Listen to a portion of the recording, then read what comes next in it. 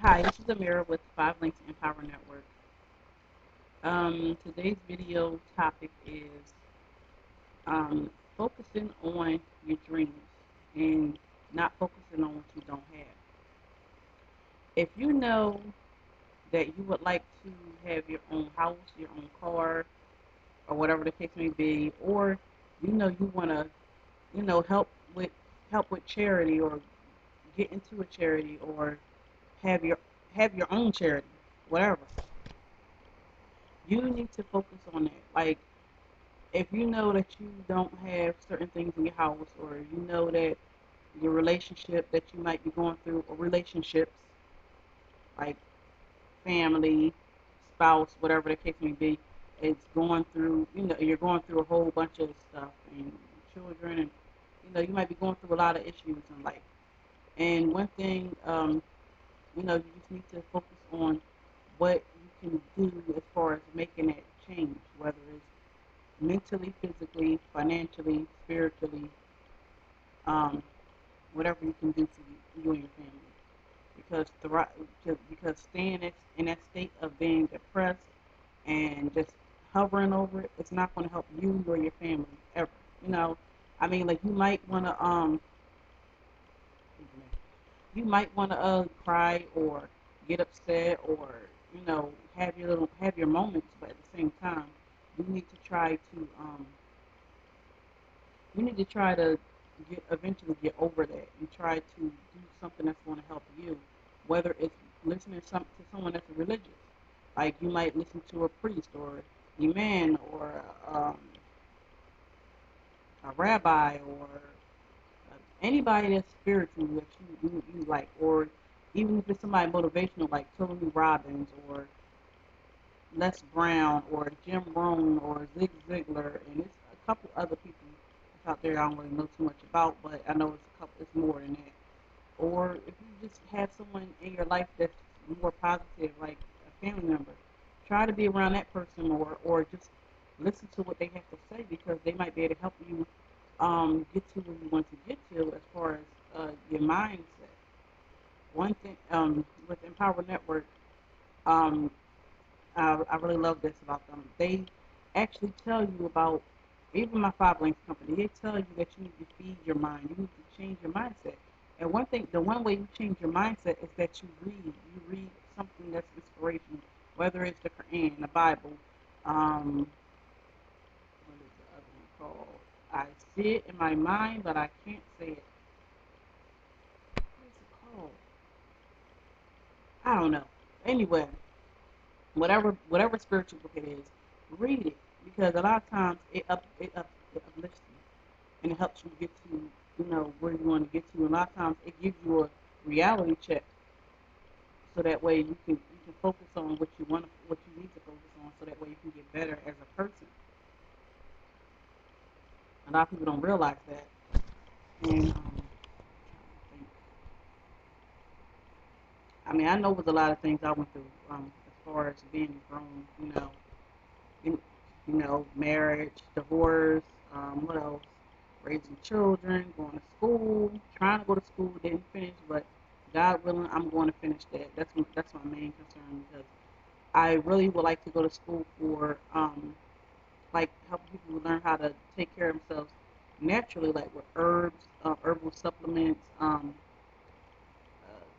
fruits and vegetables, water, that kind of thing, so that way they can get healthier. Not because at one time, I think I mentioned this in another video.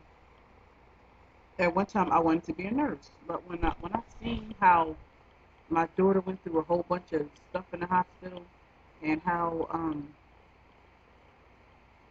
it was sad. Like the stages she went through as far as getting the chemotherapy and the surgeries, and then the doctors coming and poking and prying and looking at her mouth and this, that, and the third, and looking at her yarn and looking at her bowel movement. I'm like, it's like you're violated. Like you have no privacy. Like when you're in the hospital, they might knock, and they just come right in. They don't say, "Can I come in?" They just come right in most times. And it's amazing how I mean, she went through it. She was a trooper. She really was.